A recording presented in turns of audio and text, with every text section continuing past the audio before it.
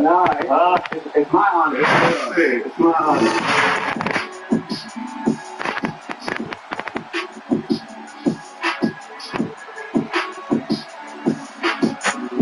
What's going on, guys? I'm Steve. The name of this show is 360 with me, and today I'm joined by one of the greatest athletes to ever play sports. LeBron James is in the building. What's up, man? How are you? Fantastic, man. Every time I say your full name, LeBron James, and that kid in that video, LeBron James, from here on out, I'm just going to call you LeBron. No, I appreciate it. Beautiful view. The people at home don't know that we are currently in Shanghai, China. Yeah. What the heck you guys doing out here? I'm out here with Nike, man, doing the Forever King, tour. I'm out here in China, a couple cities. First stop to Shanghai. Just about the game of basketball is inspiring the youth, but also, I'm here on the shoe launch. I got a new sneaker that's dropping, LeBron 23, which is a big moment for me. Number I've worn, pretty much my whole career. I'm inspired by MJ. We're out here, man. It's cool. Did you still not buy the international data when you travel? No. Still no. So you got no service on your phone? I got Wi-Fi in the hotel. That's it. Hell, bro. Goodness gracious. When you think about accolades, right? 4-time NBA champ, 4 times finals MVP, 20+ All-Stars, all-time leading scorer. I can rest well at night knowing that your ass ain't golf. The fact that you suck at golf right now makes me feel like, all right, he is actually. Oh yeah, for sure. Oh, I'm on my way though. I'm on my way. Like the clip for it. What is it about the golf that you rock with it so much? It's hard as shit. Yeah, that's exactly why, man. I wanted a challenge, man, and I like being uncomfortable, man. It's something it's fun too. It's like golf is like one of the few places where I can go where I don't get bothered as much. Okay. I can go out on the green. Me and my friends would go out. We don't get bothered. The only time we get bothered is when we out there being shitty, and the next dude behind us is like, y'all need to hurry. Y'all need to hurry and fuck it up for sure. Did you golf out here? I did golf out here. What was it like in golf? It was great until we got rained out, bro. Oh, yesterday? Yeah, yesterday. It was pouring rain, and then we waited for the rain to stop. We went back out, it rained for a little bit longer. We started back up, and then it got hot as shit, and then it got like, okay. So you guys just call. Yeah, we got to call. When you think about your trajectory, like from the beginning, your very first year playing organized sports, you won a chip in football, you won a chip in basketball. Greatness started very early for you. So I'm wondering, what was the moment that you felt like, oh, my ability is actually just better than everyone else? How early did that moment happen? Wow.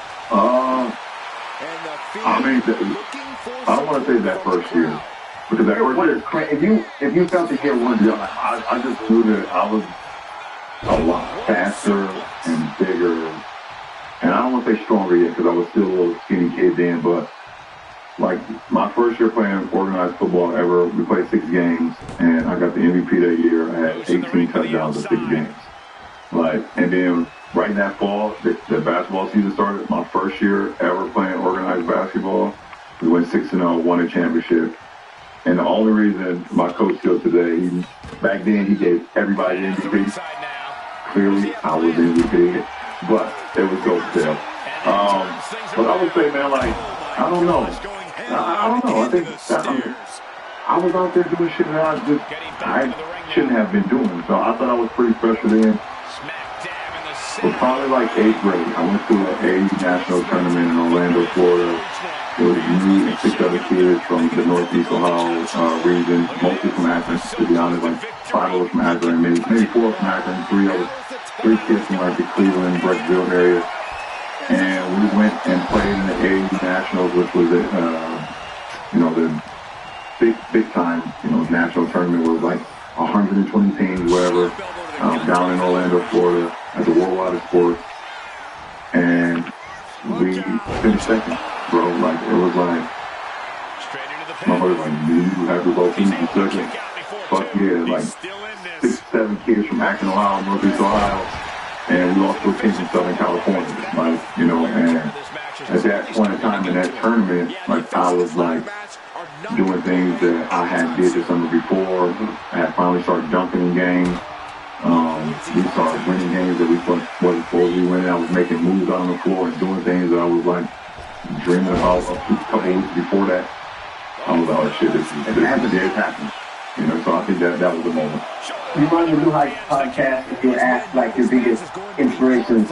So I'm just wondering, what was it about Will Smith from Fresh Prince, Michael Jordan from the Bulls, Jay-Z, Biggie, Tupac, and myself that motivated? Yeah, I mean, Street, you definitely number one. You know, I appreciate your inspiration.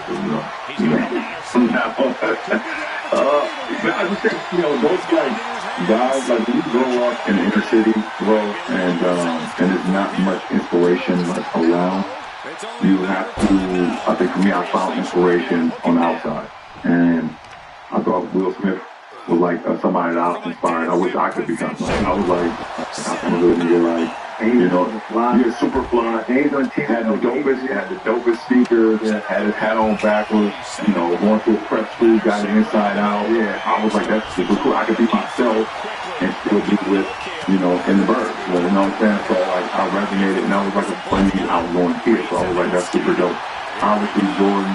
You know, Deion Sanders, like, you know, Deion always said it, like, when you look good, you play good, and when you play good, they pay good. Like, yeah, come on now, what we talking about? Like, and then, like, hip-hop and sports are, like, literally, like, twins, identical twins. Yep. Hip-hop artists want to be people in sports guys want to be rappers, you know, so, like, being inspired by Biggie and Pac, and Jay-Z and Nas, you know, like all like those guys getting, you know, the hearing the storytelling and the things that they were going through at the time. You know, there's moments when I was a kid that I needed that. Being that with somebody else, like I needed my flesh, blood, my blood at the time. And then there was X. I needed both of those albums in the same year. Yeah, you know what I'm saying? Number one. Yeah, both were number one. So I needed that inspiration. You, I heard, are like superstitious. Like before the game, you'll lay the jersey out and like nobody can step over it. Is that like a real thing for you? Absolutely. How do the superstitions play into you knowing like, oh, I'm about to go off tonight? Is it work in that way, or is it you're always the same? I am always the same. Coach here, and it's my mission to help sports fans level up. The all-new ESPN app. It has live streams, multi-time, fantasy, and extreme tech. The best way to watch live sports just got way more awesome. All of ESPN, all in one place.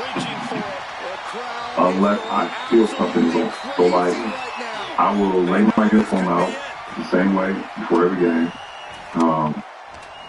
I will pick a shoe that I'm going to wear according sometimes to either the opponent or the team. If I'm playing a certain player, a specific shoe may get worn that night, just because of, you know, my competitive nature. Like a colorway or something? Yeah, like a colorway. Okay. Yeah, like a colorway. That year, that colorway. But if I go out and warm up and I feel a certain way and the shoes don't feel right, I will absolutely run back to the locker room and change before the game starts. Or if I'm shitty in the first quarter, they get swapped out. They get swapped out. Okay. Yeah. I haven't swapped out many shoes because, I mean, shitty quarters can be black. But a night where you have your career high 51 or like another 50 goal for you. Yeah. Are you always knowing prior to the game, like, oh, tonight's like going to be one of the nights? No, it just happens, man. No, you don't know. Last year or the year before, I had a good film. We played Brooklyn in Brooklyn. I had my career high for threes, man. I think I was 9 for 10. I was there for that game. It was there for that one. I absolutely felt the energy, like, in the building. Like, when I'm in Brooklyn, man, like, Brooklyn really, like, they rock with me, you know, so I just try to give it back to them with the energy, with the game, and I definitely walked out on the floor during warm-ups like, oh, damn, this feels a little different, like, you know, and my bounce was a little bit different, my step was a little bit different. I was like, this could be one of those nights. It don't always happen that way, right?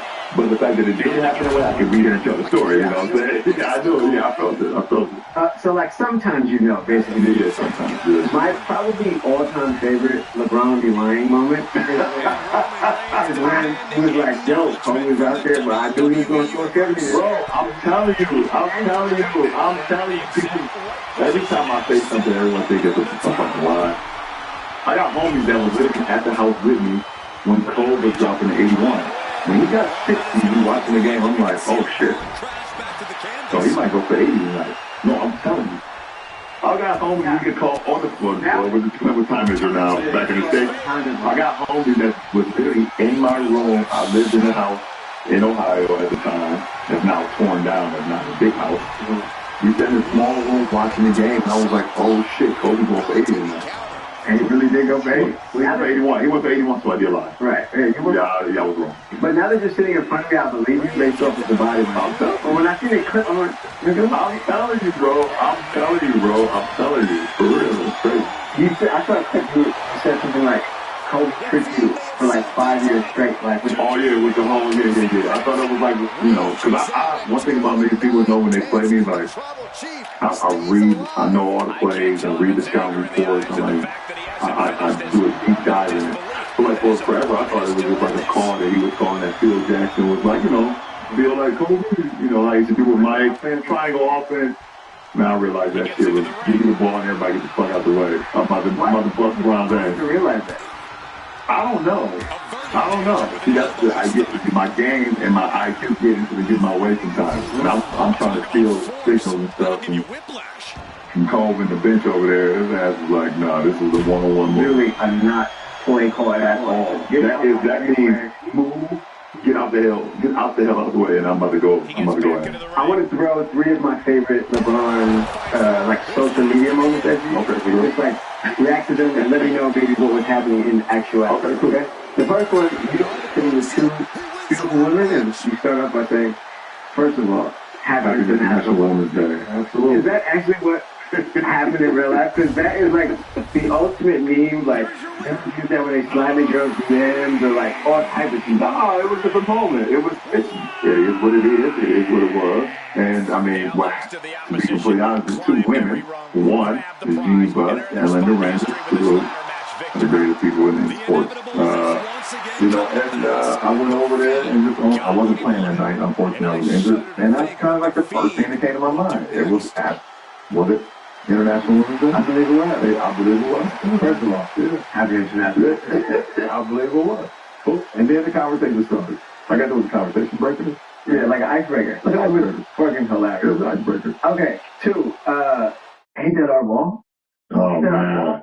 Ain't that our ball? Hey, our ball. man. That's our ball. That's our ball.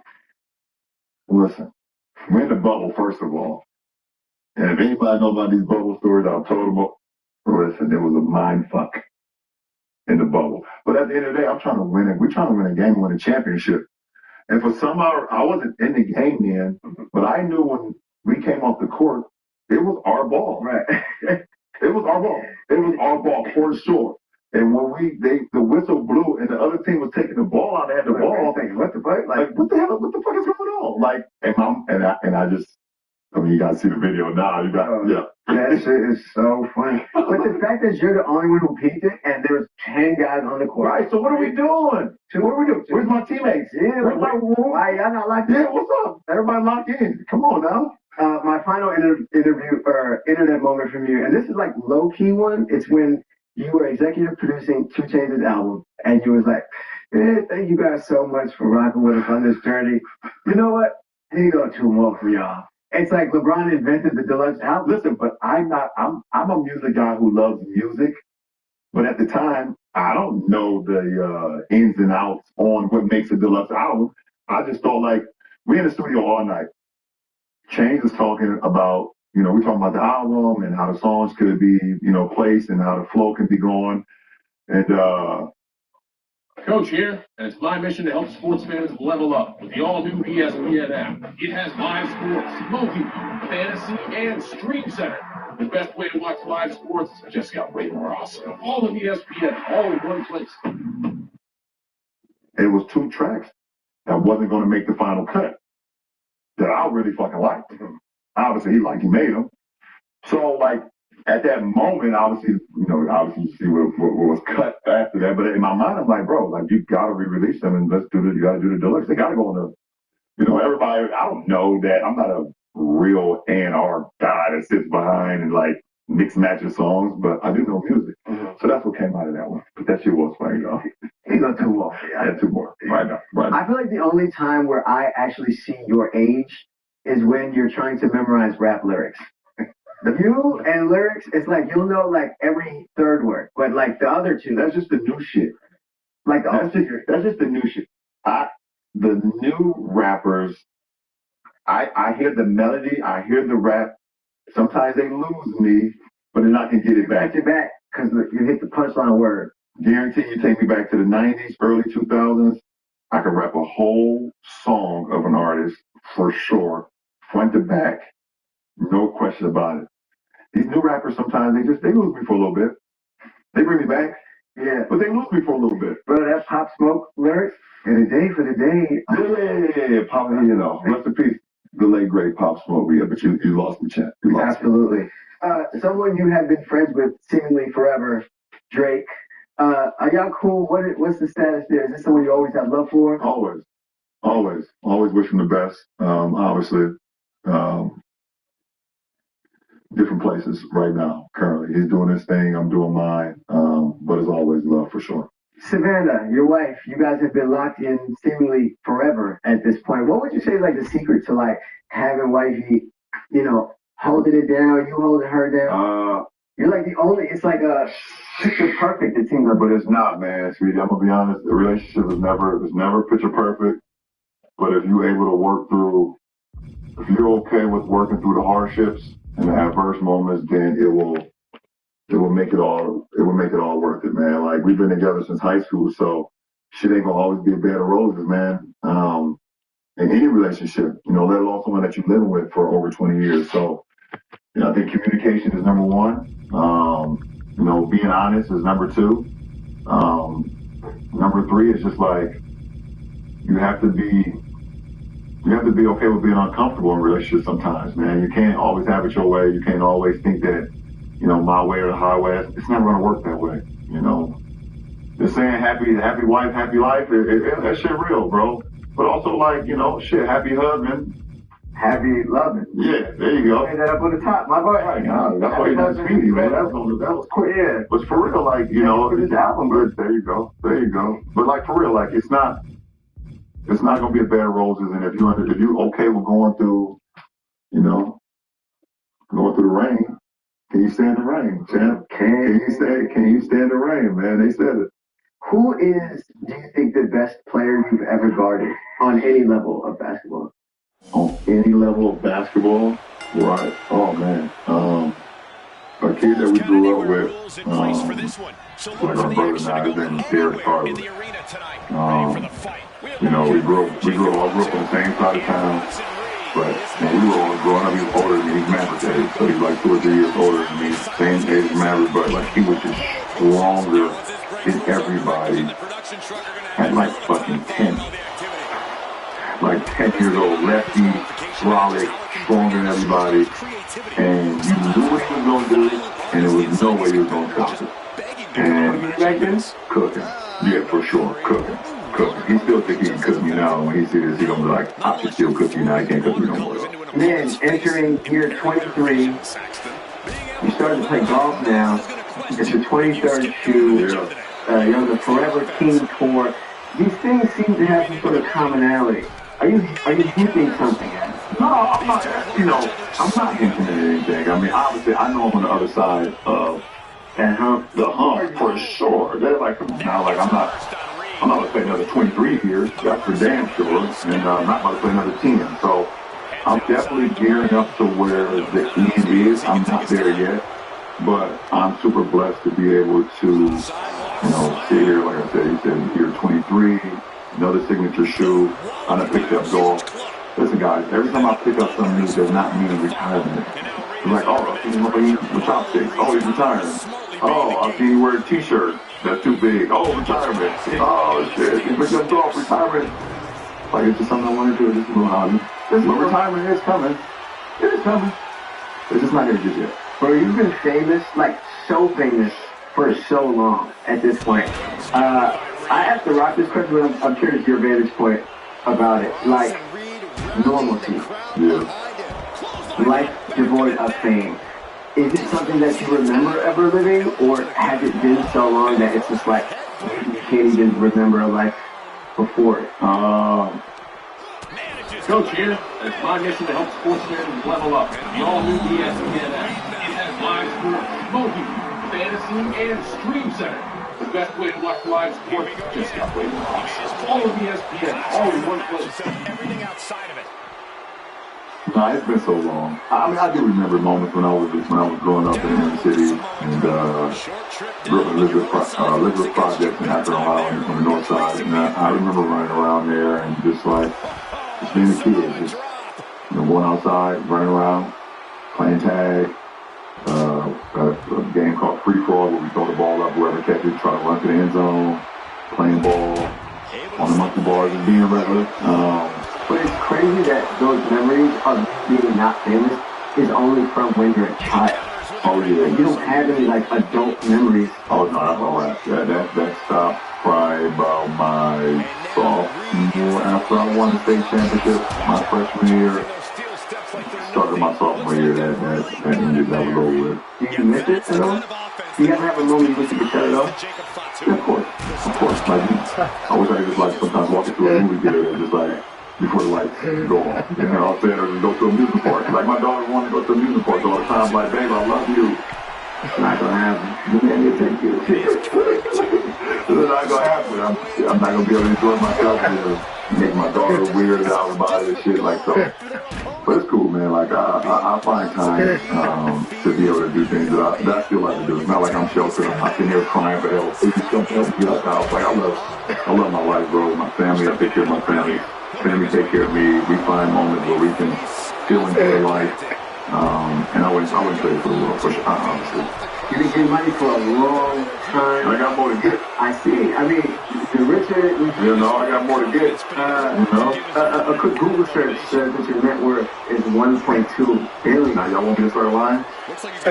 Do you? Google search is a lie. That is a lie. It's wrong. Yeah, it's wrong. Is it, but where is it, right? Oh, it's way less. Ah. Yeah, it's way less. It's way less. There's a couple, like, thousand in my bank. That's it. I got a couple thousand. That's my room key. I am free for me. Everything. Everything I got all free. Everything. I with the young king, Chris is his name. Yeah, how much for the shirt? Free. Free. How much for the pants? Yo, I'm telling you. The richer wasn't free, no way. This is free. This is LeBron edition Richard Mille. It's actually a LeBron edition? Yeah. It's probably less free. That nigga say, Yeah, yeah. my queen, free. Hat, wave hat, free. Listen, Forever King. It's free, Forever King me. I ain't got no money, man. I'm broke, baby. My kids got all the money now. NIL and shit. They got all the money. They take care of that now. I ain't got nothing. I'm broke. At one point, your goal was to make the NBA. Yeah. You made it. I'm sure you had to go to be an all-star. You made it. You had to go to be MVP. You made it. I'm wondering, beyond basketball, what is the new goal for LeBron? And don't hit me with a, just to be happy. Like, what's like a tangible goal that you have today? Wow. Shit. To be happy, I mean, you said that is the ultimate, but that's the ultimate. You know what I mean? Like, I want to, come in and sell it for $1 billion, or I Yeah. I mean, find a celebrity golf. yeah, I want to continue to build this. I want to build the greatest storytelling company there is. And we've been putting the work in uninterrupted. We've been doing it. And, you know, we do all types of shows, and we do podcasts now, we do movies, and TV show, everything, cartoons, everything, but I want to build, like the Pixar, yeah, man, like when people start, like, want to come up with ideas, they think about, they want to pitch it to the heart, you know what I'm saying, like, and that comes from, like, that Fresh Prince of Bel-Air moment, like, you know, that Will Smith, and, you know, that Biggie, Nas, that storytelling, like, you know, that's that inspiration right there. And I want to build that for not only for athletes, but like shit, like when you decide to do a show, you know, you think of uninterrupted, man. You think of I'll let that man. that's what I'm saying. So like we want to build that. So when whatever people they want to create something, they think of us. I feel like Disney and all those things that they've done. They got them. Yeah. My final question for you, man. When your kids have kids and they have kids, Why are you doing this? I'm trying to rush you to get older. Yeah. But it comes to a certain point. When your kids have kids and their kids have kids, do you feel like you'll still be the kid from Akron? I'll always be the kid from Akron. Always. I still got the most energy in the household. So my daughter's catching me. She is catching me. But I still got the most energy. I'm playful as hell. Like, I just be fucking with people all the time in my house. So like, I'm always going to be the kid from Akron, even when my grandkids hit the town, even when my kids get older, you know, I'm always be, you know, it's almost like, you know, King Griffey Jr., you know, they always call me the kid. Yeah, you know, he's always the kid, no matter what, you know, so pretty cool, man. The kid from Akron, kid from Akron. Ron, I appreciate you. I appreciate you, man. Appreciate you. Yes, I must be really cool, man. I get to sit talk with you, huh? Nah, it's my honor. Yeah, it's my honor. Yo, have y'all heard about the all-new ESPN app? It's all of ESPN, all in one place. Your home for the most live sports, studio shows, and original programming. Big shout out to ESPN for sponsoring this episode.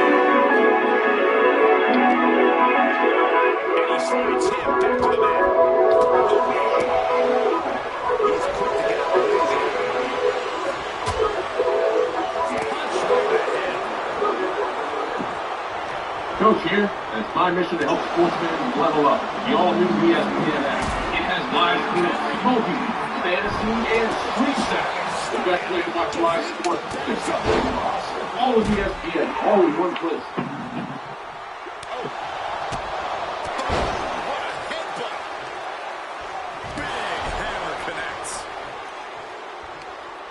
Welcome back to NBA Cinema. So look, guys, Pat Bev has come back at Trae Young. This has been going on for about 2 or 3 days now. And under a microscope, Trae Young, as far as his defensive effort, his leadership, and different things will be scrutinized differently because of the fact that he responded to Trae Young on social media work. They're going to be looking to kind of nitpick at his game this year. So I kind of want to get into what Pat Bev said. I'll be stopping at certain points that he made. And say, whether I agree with it or not, or what I agree with the point that he made. Let's check it out. Now, if any other all-star would have said something, I would have. That is fine. But you out of all people, you had no room to say. You haven't done anything. So, when it comes to criticism, you can't be criticized. Like, what happened to the runner? You can't be criticized. We criticized Russell Westbrook, which the time my folks call him Westbrook. We criticized LeBron James, right? We criticized all these people. What can't you criticize? Like, you haven't done anything. So if you've done something, yes, you have to be criticized. And to appreciate it, because the criticism isn't coming from a player who hasn't played. It's coming from somebody who shares the floor with you. Not LeBron. Right? So, like, miss me with all that. I'm pushing you the fastest person to 12,000 points. The fastest person to 4,000. Ooh, yeah. That's a point. That's a Pat Bev. Putting up 28, but the average player maybe having their career night or going above their average on two. And their playmaking, they get in the teeth of the defense and kind of dictating what they want to do on offensive end because you're guarding them. Yeah, that does kind of get you, man. It will make you step a little bit of play. I look at him. I look at Devin Brunson and the way that like the Pacers win at him as well. I can't say Brunson tried, but they still have some limitations. Trae, sometimes I see him downstream as a skater. You know what I'm saying? So I want to see him really more ethical ball session.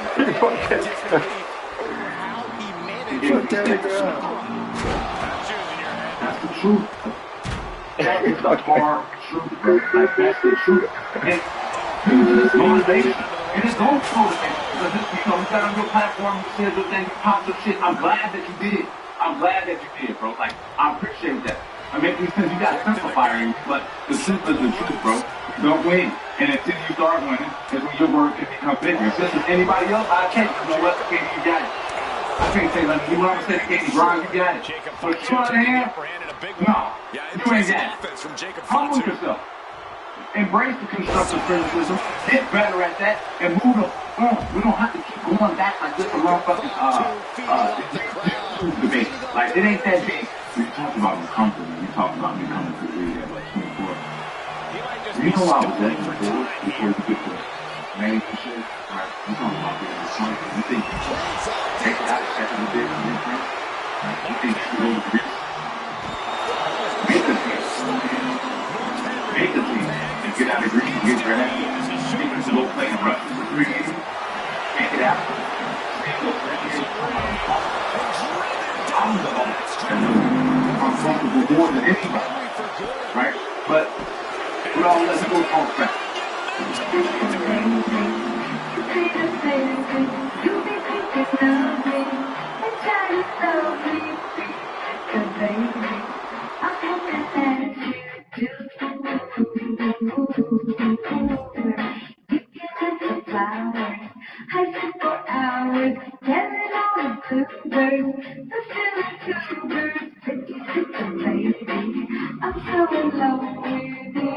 Right, because I like to go fast. And anything I say, right, is don't take it how I'm saying. So I just have a little bit to say right there. Pat Bev is like, can you grind and work your way back to the NBA, be able to take the roles that I was given and thrive, you know, the way that I thrived for the length of time I did in the league because of how great I was overseas. A lot of people can't take that path and come back. They're drafted right away, and kudos to Trey Young for putting himself in position to be drafted so he didn't have to take that route.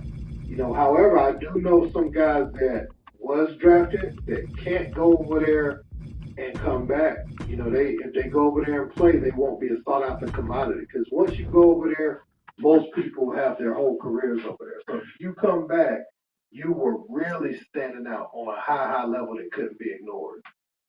And just take it, is it true? Yes or no? Simple as that, right?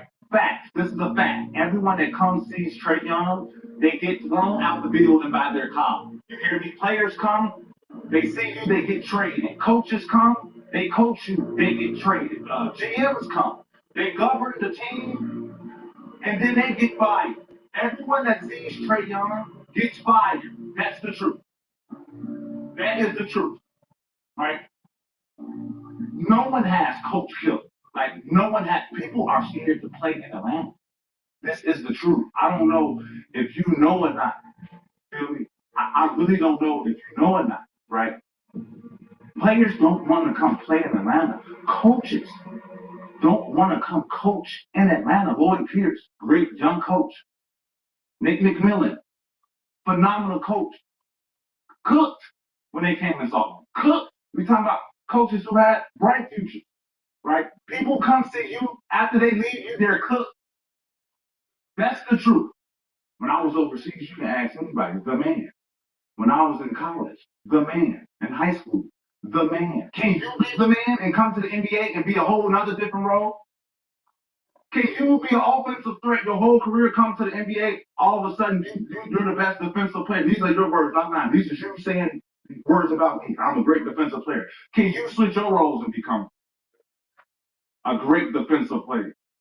You mentioned, while that point may not be significant to others, we have seen role players who have a longer run than some stars because when you're not the star, what else can you do for a team? Will Trey Young, you know, age and become that veteran, solid backup point guard when he gets well into his 30s? You know, like I think about somebody like Jason Kidd when he got older. You know, obviously Trey Young ain't no Jason Kidd, but I think about him being a defender. He actually became a better shooter in Dallas than he was in his prime. I'm only using that example as to a player that has to. We need to start saying these things loudly. You can't be shy about it. I believe that people really do want to buy things that make them feel better, make them feel proud of their choices. To really say, no, I deserve to be here. Yes, sir. Or I feel I feel like I can call myself him. You know, I don't go around saying it, but I think thinking it is more important. Like looking in the mirror. You got to feel that confidence. And you know what? I didn't feel like him really until after I survived the devastation of losing my parents. Mm-hmm. That broke me into a million pieces. And I didn't know the artist, the human, the man that I was until I lost them. And I had to show up personally for my family. Not as the little brother, but lifting all the, because remember, my brothers and my sisters know my parents longer than me. So they were broken. So I had to show up for them. I had to show up for their kids.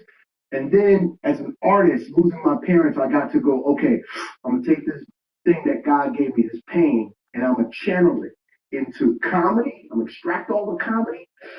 And then I'm going to feel all the loss and all the pain. And I'm going to put all this into this performance. Right. And that's God. Right.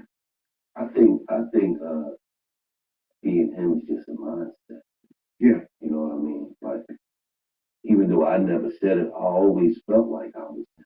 I always felt like I could be somebody special. Mm-hmm. You know what I mean? So I think just being him is all about the mindset. Now, you got some people that say, I'm him, look at me, look at me, look at me. And then you got some people that's like, I'm him, but I really don't say it. Yeah. I really don't, but I know I'm him. Mm-hmm. So I just think that's all. Well, you got to believe it. Absolutely. But once you believe it, once you put those shoes on, you got to feel them. Yeah. I do the work. You look at my schedule. What is Marlon doing this weekend? He on stage. Mm-hmm. I don't go out. I don't really have time for fun. I'm on a stage. I'm working. What do you have on weekdays? Man, weekdays, I'm writing movies. I'm preparing a movie. I'm promoting a movie. Right. I'm developing TV shows. And I got a 2.5-year-old daughter that I see, hopefully sometimes 2 days a week. And it's just me and her, no nanny.